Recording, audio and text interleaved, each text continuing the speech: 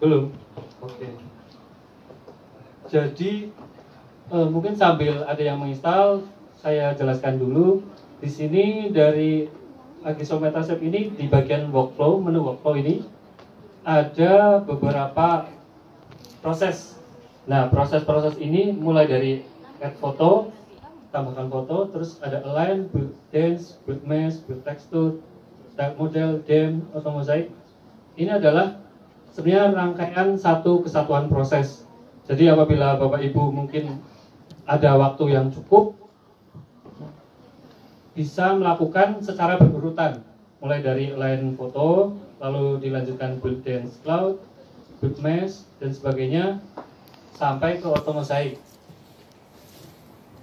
Lalu hasilnya nanti bisa diekspor melalui menu file, ekspor foto mosaik ataupun ekspor yang lainnya sesuai dengan kebutuhan. Nah, tapi untuk kali ini kita akan prakteknya proses yang cepat, karena pada kaji cepat ini kita butuhkan kecepatan ya. Jadi kalau bisa secepat mungkin sudah mendapatkan data. Jadi kita akan menggunakan tadi beberapa proses saja. Ibaratnya kita mengurangi step yang lain, tapi tidak menghilangkan esensinya dari sebuah mosaik foto darah, yaitu menggabungkan beberapa foto menjadi satu foto. Sudah semua Bapak Ibu?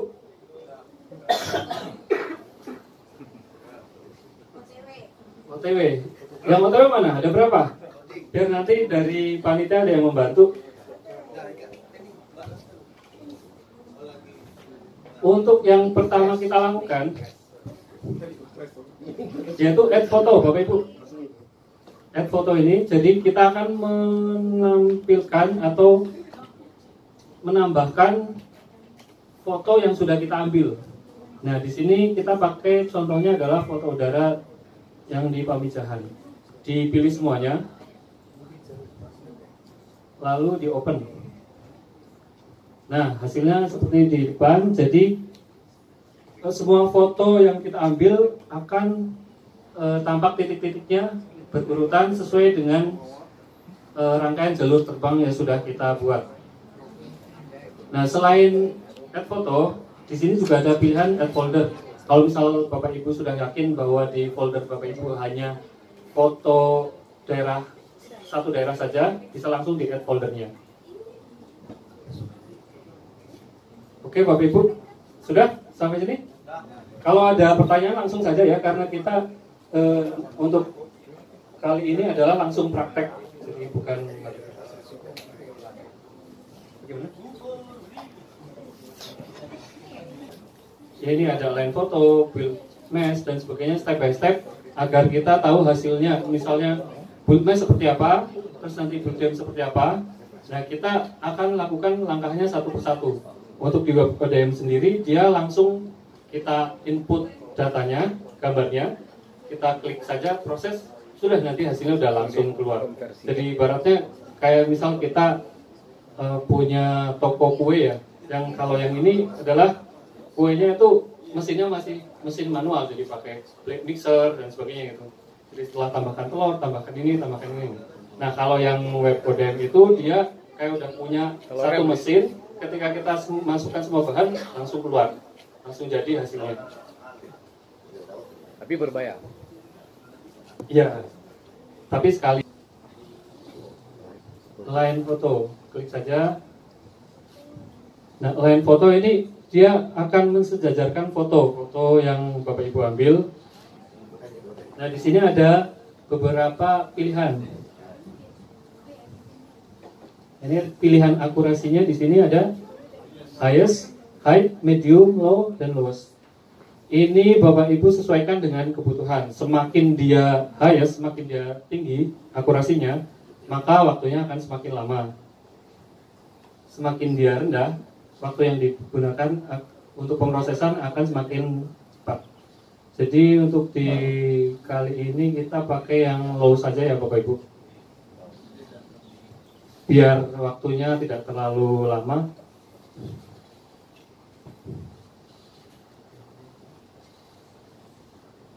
Terus di sini ada informasi generic preselection. Terus selanjutnya ada reference preselection. Nah, reference preselection ini referensinya, kayak semacam koordinatnya gitu. Jadi kita pilih yang pakai sumbernya saja. Source itu adalah sumbernya, maksudnya sumbernya itu adalah koordinat yang ada di foto yang sudah kita ambil, karena kita kan mapping sudah mendapatkan koordinat pada foto tersebut. Langsung saja. Terus untuk yang ininya, Bapak Ibu nanti bisa coba sendiri. Kalau kita biasanya pakai default saja. Ini semakin besar nanti semakin lama juga, tapi nanti hasilnya juga semakin bagus. Nanti bisa dicoba-coba untuk membedakan kalau misalnya ini low, ini high, bagaimana. Sekarang kita pakai yang low dulu, terus klik OK saja. Nah, nanti akan proses. Silakan Bapak Ibu dijalankan. Jadi line ini adalah mensejajarkan foto yang sudah kita ambil. Semakin akurasinya tinggi, berarti pensejajarannya semakin bagus. Nantinya akan berdampak pada hasil akhirnya. Build mesh. Ini kita skip ya untuk yang Build-in Cloud. Build-in Cloud ini sebenarnya bagus kalau misal nanti kita untuk pembuatan DEM ataupun data ketinggian nanti akan lebih bagus jika kita melalui proses Dense Cloud ini. Tapi kita akan proses yang cepat untuk mendapatkan orthomosaik saja, orthofoto. Kita klik Build Mesh. Nah, hasil align tadi kita akan mendapatkan Sparse Cloud. Nah, itu yang akan kita gunakan untuk membangun Build Mesh ini. Di source datanya kita pilih yang Sparse Cloud. Untuk surface type-nya kita pilih yang heavy. Bukan yang 3 dimensi ya, yang heavy. Nah, 2,5D. Oke, untuk face count-nya kita pakai yang low saja.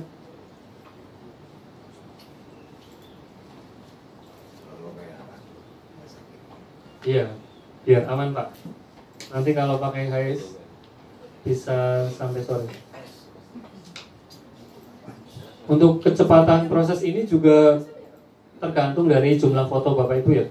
Semakin banyak fotonya maka semakin lama prosesnya.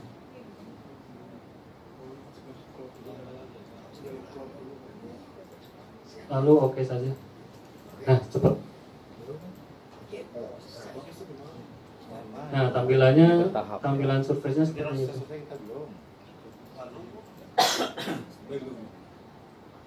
Kalau kita mau mematikan kameranya, klik yang icon kamera ya, biar mungkin tidak mengganggu pandangan kita.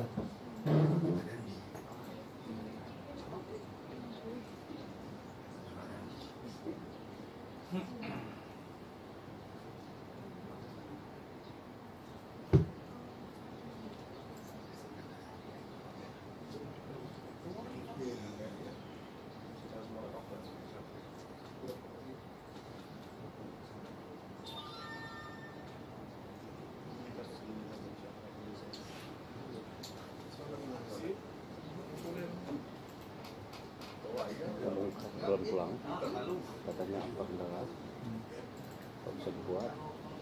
Oke, sudah semua sampai sini. Sendiri, menarik, bisa ya. Setelah kita mendapatkan surface-nya, kita lewati tekstur, lalu kita langsung ke bagian orthomosaik.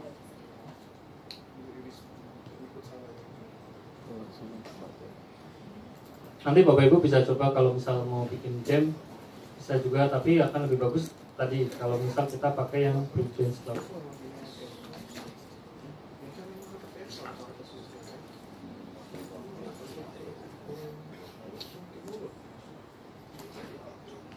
Surface yang kita pakai adalah hasil mesh tadi ya Bapak Ibu. Terus di sini kita centang yang enable hole filling. Ini default sih.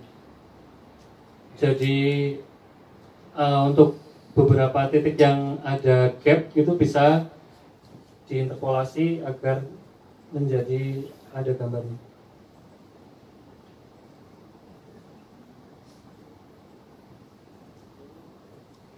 Sudah semua sampai sini? Sudah. Oke, kita langsung klik OK saja. Oh, di bagian atas ini ada proyeksi, ada proyeksi koordinat. Nah, di sini kita pakai yang geografik. Nah, akan muncul seperti ini ya. Jadi sebelum kita bisa membuat ortomosaik, kita harus men-save dulu. Men-save projectnya. Silakan Bapak Ibu save di folder masing-masing.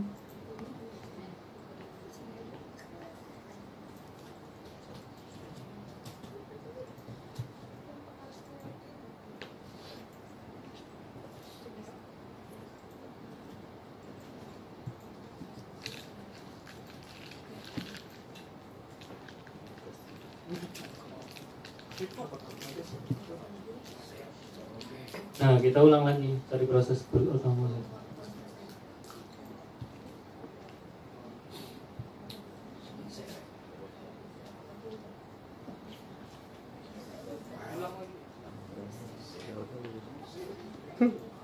Jauh Pak bedanya. Tinggal gedip aja ada jadi. Laptopnya beda berarti Pak.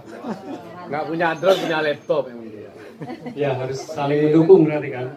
Mendukung.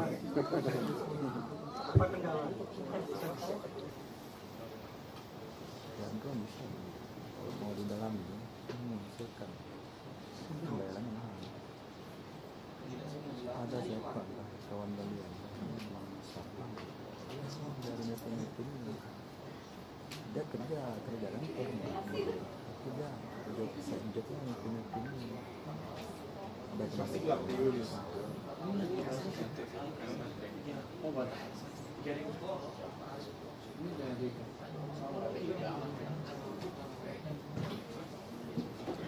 kemudian ada drone di aku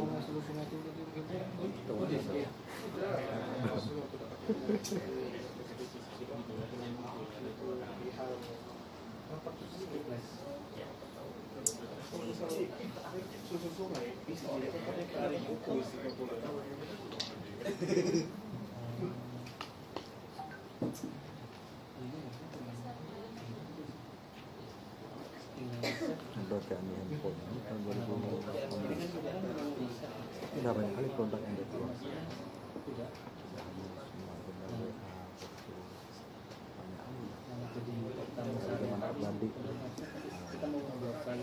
mas secara uang nggak ada berapa hasil langsung nggak ada aja yang pernah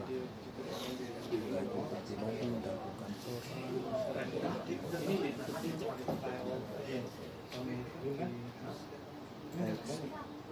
export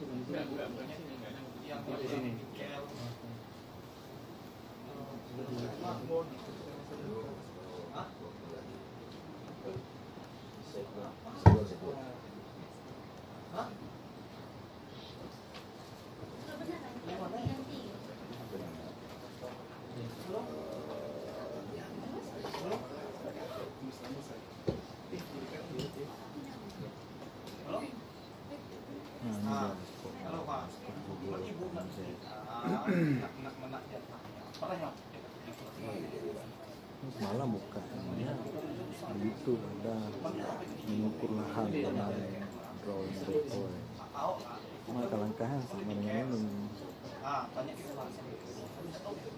Buat pas sudah jadi gini, bisa Google Earth.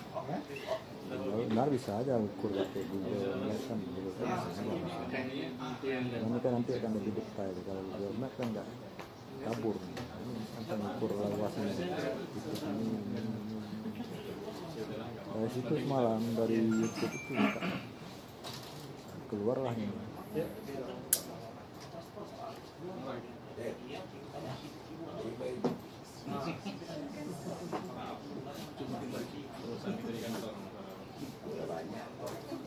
Bapak Ibu, kalau misal kita mau ekspor, ada informasi seperti ini ya. Ini di atas koordinatnya. Nah, kita sudah default pakai yang WG84 saja. Terus di background color ini kita ganti yang black saja. Karena nanti ini akan berpengaruh di hasilnya. Kadang kalau misalnya kita menggunakan white, tampilan luar fotonya di bingkainya itu warnanya putih dan itu akan menutupi background kita. Misalnya kita pakai Google Earth atau Google Map, nanti akan tertutup oleh warna putih itu. Kalau pakai black akan hilang, akan kosong.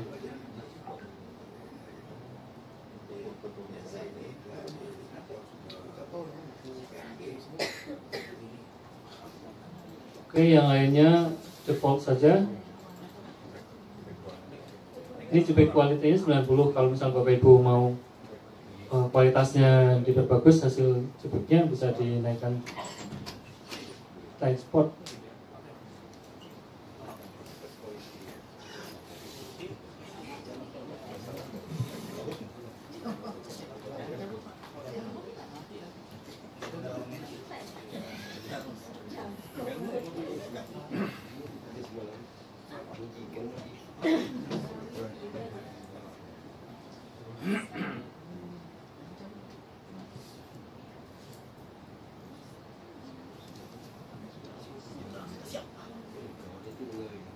Nah, hasilnya seperti ini.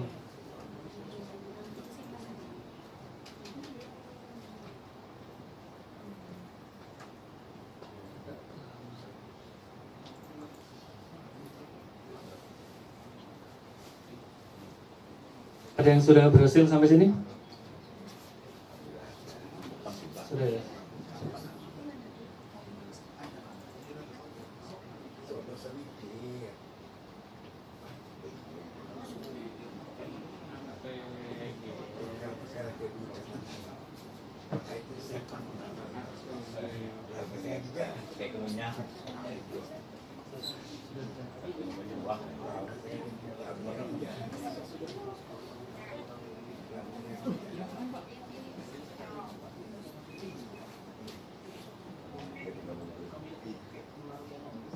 Oke, betul, yang source saja Pak.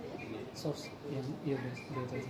Karena kita pakai reference-nya dari hasil oke.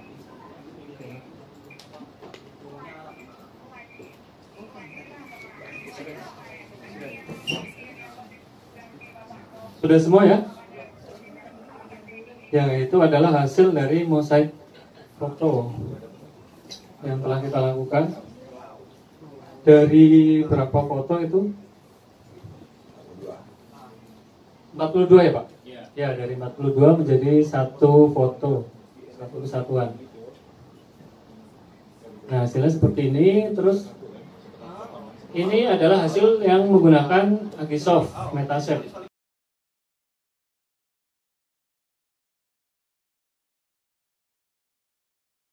Sekarang kita akan mencoba menggunakan yang web ODM. Seperti apa sih hasilnya? Ya, silahkan Bapak Ibu buka web ODM-nya. Oke, santai saja Pak.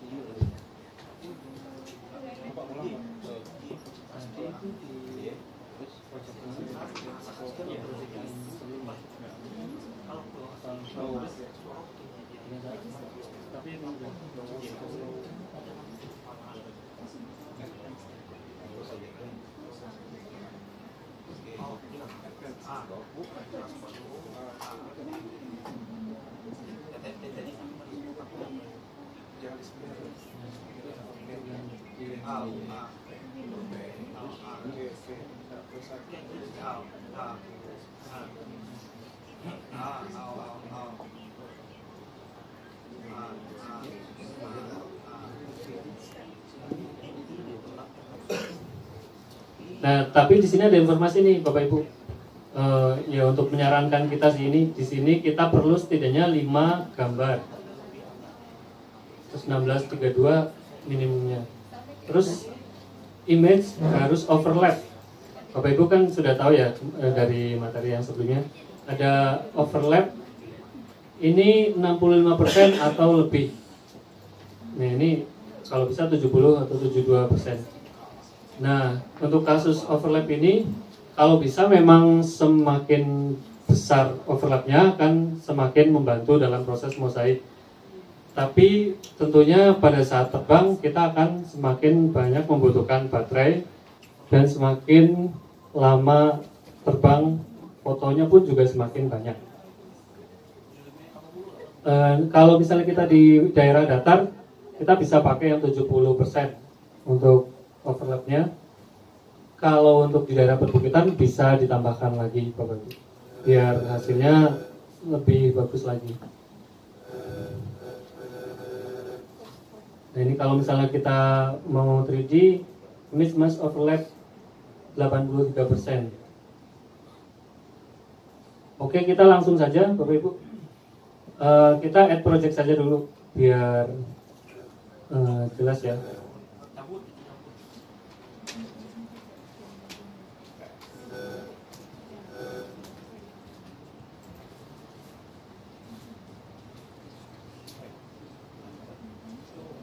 Deskripsinya silakan saja opsional. Nah, proyeknya sudah kita buat, pelatihan tangkap hitung. Silakan Bapak Ibu buat mungkin dengan nama masing-masing, dipersilakan. Terus masukkan saja foto udara hasil drone semuanya, dipilih semua. Open.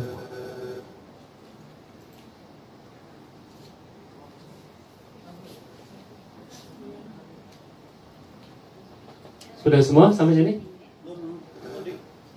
Masih loading? Ya, semua fotonya.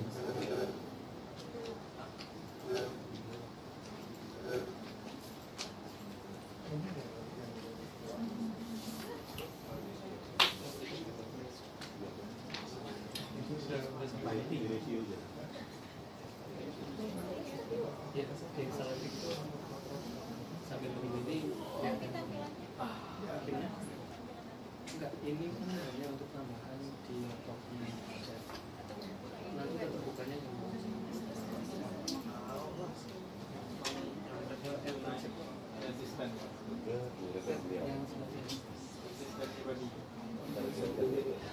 kasih nama itu.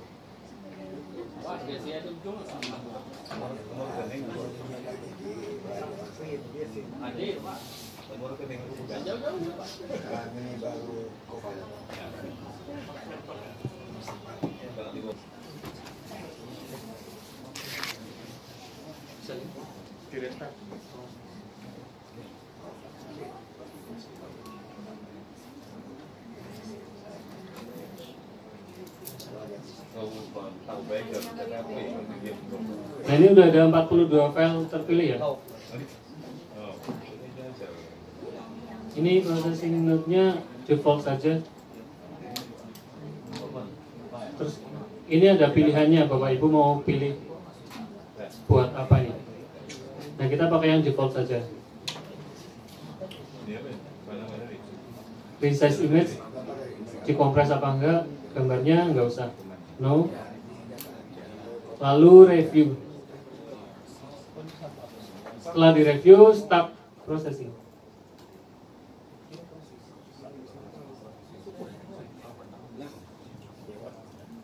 Nah, lalu tinggal proses, ditunggu. Nanti sekali proses langsung dapat hasilnya.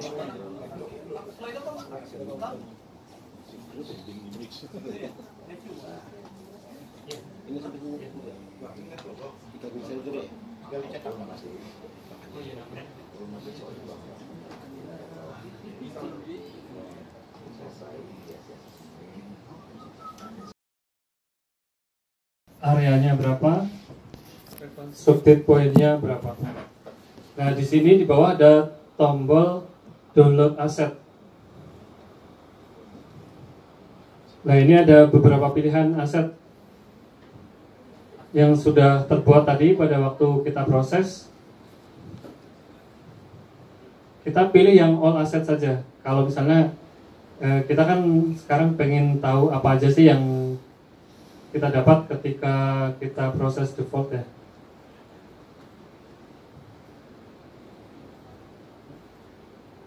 Lalu di save. Kebetulan ini saya sudah download tadi. Terus di sampingnya ada view map. Ini ada view 3D model. Nah, coba kita lihat yang view map mah. Nah, langsung tampil hasilnya disertai dengan layer backgroundnya, yaitu di sini ada Google Satellite. Kalau mau ganti backgroundnya, kita bisa ganti di base map ini, di kotak-kotak 4.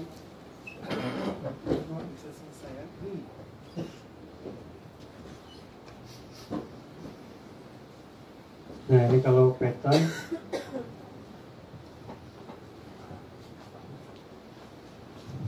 Tampilan ini itu sih fungsinya untuk membantu kita melihat di mana sih posisi dari hasil pengolahan peta kita.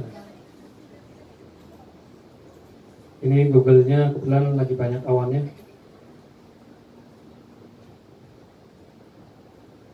Nah, dari sini juga kita bisa mengukur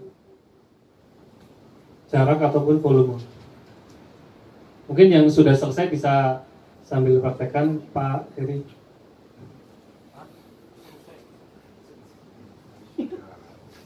Kalau yang belum selesai bisa lihat di bagian depan saja. Ini untuk informasi tambahan saja. Nah, create new measurement. Misal kita mau mengukur berapa sih panjang sungai yang terdampak.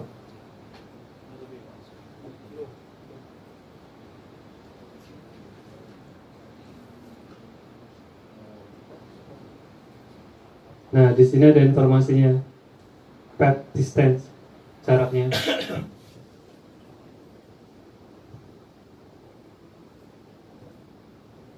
Untuk ini biasanya langsung otomatis di bagian bawah ada informasi areanya. Jadi ketika kita klik 2 kali, nah akan muncul seperti ini. Ini akan langsung menghitung areanya.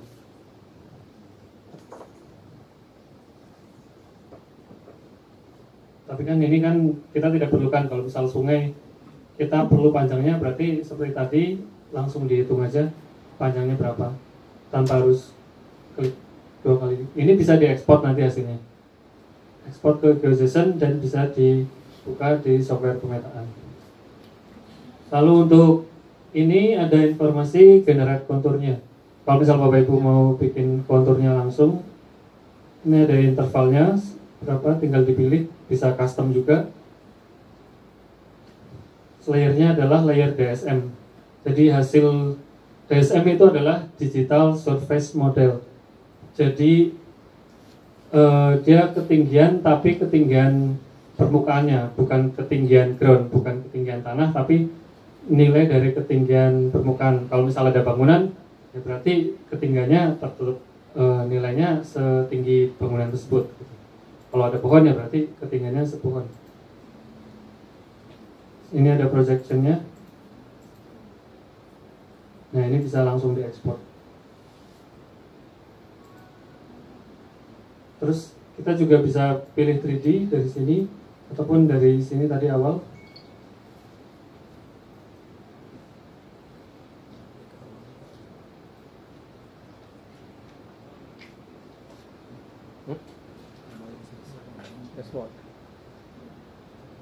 Nah, ini tampilan 3 dimensinya. Kebetulan ini lokasinya adalah di sekitar alur sungai yang kanan kirinya adalah bukit, jadi kelihatan sekali 3 dimensinya. Nah, di sini juga ada berbagai macam pilihan pengukuran nih. Ada pengukuran sudut, titik, garis, ketinggian. Nanti bisa Bapak Ibu coba-coba sendiri.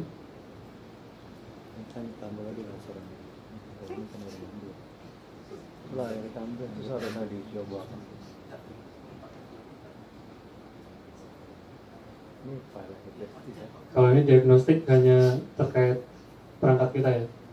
Kita biasanya pakainya yang di dashboard ini.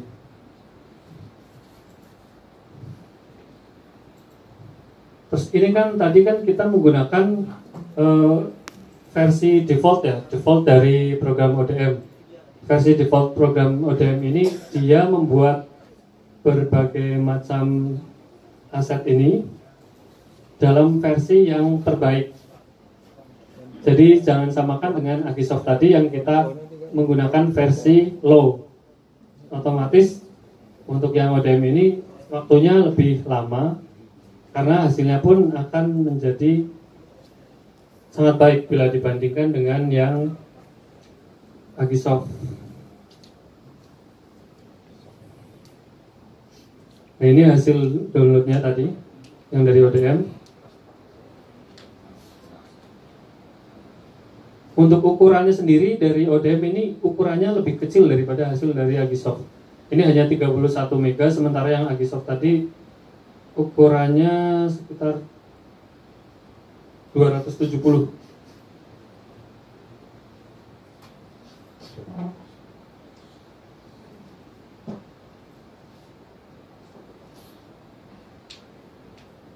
Kembali lagi ke sini.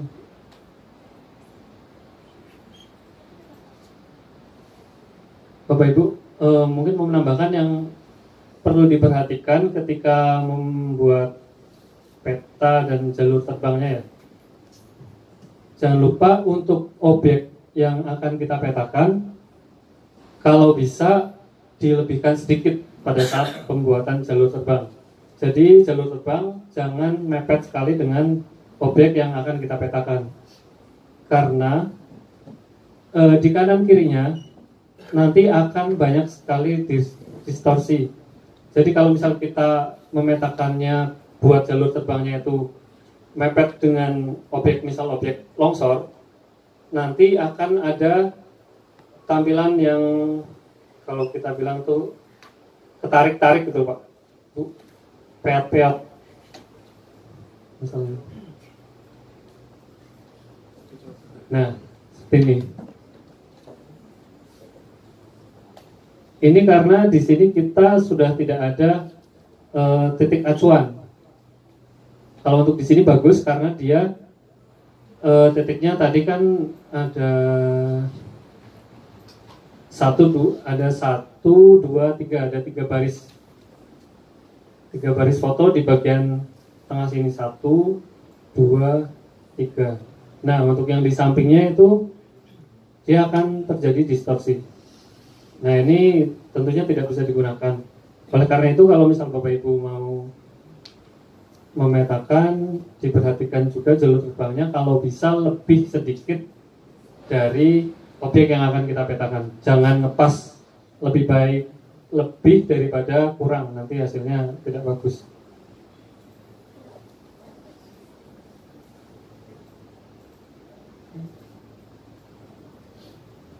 Nah, selanjutnya setelah kita mendapatkan hasil pengolahan, kalau untuk yang Agisoft yang ODM-nya belum selesai, kita pakai yang Agisoft saja. web ODM tadi ibaratnya hanya intermezzo ataupun option. Selain menggunakan Agisoft, kita juga menggunakan web ODM. Tapi karena tadi web ODM-nya masih processing, kita menggunakan yang hasil dari Agisoft saja. Dan hasil dari Agisoft ini akan kita olah selanjutnya untuk menjadi sebuah peta. Nah, di sini kita akan menggunakan software QGIS. Bapak Ibu sudah menginstal software QGIS-nya? Sudah ya?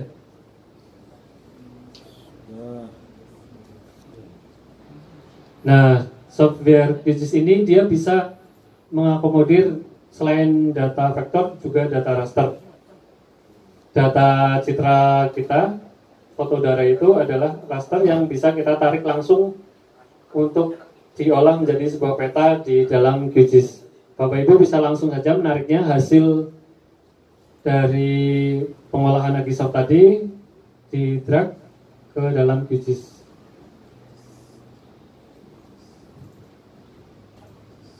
Nah, untuk proses selanjutnya nanti bagaimana? Nanti akan dijelaskan lebih lanjut oleh pemateri selanjutnya.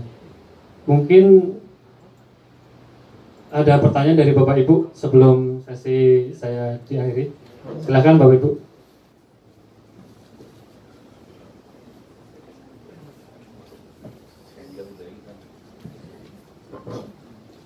Mau tanya Mas untuk terkait aplikasi ini yang software apa yang sebelum Agisoft ini, Agisoft sama dashboard web ODM. Nah ini kan kalau untuk ODM ini kan dia harus apa menggunakan komputer atau laptop yang dengan spek yang tinggi ya gitu. Nah terus kedua perbedaan dari Agi sama dengan web ODM ini kan kalau ODM ada apa program untuk mengukur jarak. Apakah di Agi apakah ada juga itu? Di Agi apakah ada untuk mengukur jarak ataupun luas area dan semacamnya itu? Ya mungkin itu Pak. Terima kasih. Oke, baik, terima kasih informasinya. Oke, terima kasih pertanyaannya, maaf. Jadi untuk di kedua software ini memang dia memerlukan hardware komputer yang bagus ya. Tapi setidaknya kita tidak perlu harus menggunakan laptop gaming. Yang penting untuk prosesornya, terus RAM-nya itu sudah mencukupi. Jadi minimal prosesornya Core i3 bisa, i5 bisa. Pokoknya pakai Intel kalau bisa. Ya. Terus RAM-nya kalau bisa minimal 4. Ya, 4. Tapi harus sabar. Tapi kalau mau lebih cepat lagi 8. Lebih cepat lagi 16. Ya, gitu. Kalau untuk masalah untuk yang kedua terkait softwarenya, kalau di web ODM dia bisa mengukur jarak, menghitung luas. Di Agisoft juga sebenarnya bisa, ya, bisa. Cuma saya pribadi saya belum pernah mencoba mengukur dan menghitung luas di Agisoft. Ya, nanti mungkin bisa di Pak Katik sendiri bisa dicari tahu sendiri untuk terkait di Agisoftnya bagaimana. Ini mungkin di depan akan dipraktekkan oleh Mas Ulin. Silakan Mas Ulin coba.